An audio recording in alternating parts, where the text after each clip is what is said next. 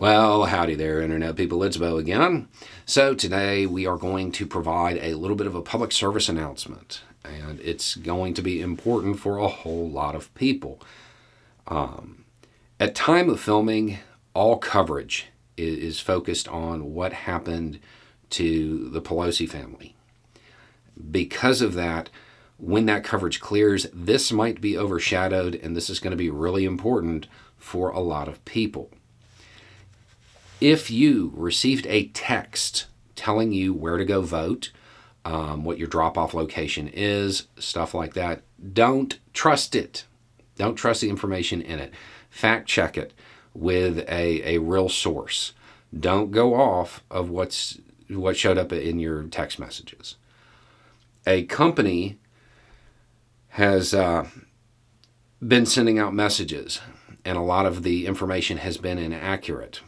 This is confirmed in Kansas, New Jersey, Illinois, North Carolina, and Virginia. NBC is reporting that last month, the same company had a similar issue in Oregon. Now, the company is saying it's an accident, it's an oversight, and they sent out corrective texts. However, if you get an unsolicited text, you might block that number. It might get filtered out. So you may never get the correction.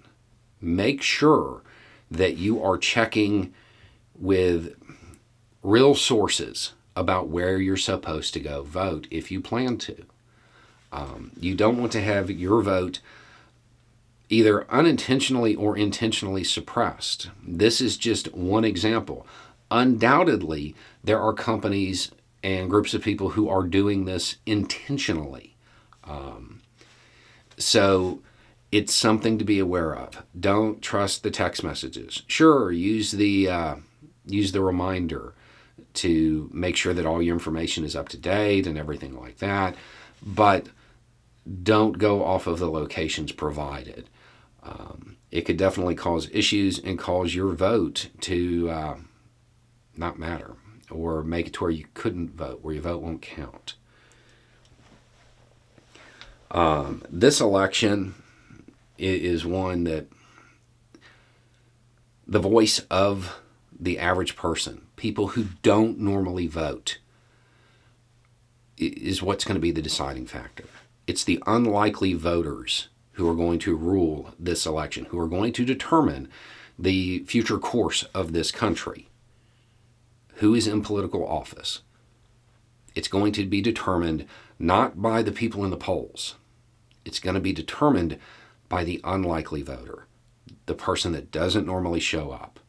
And for those people who don't normally show up, if they're getting bad information via text, it might cause a much larger problem than with those who do normally vote, because they know where to go.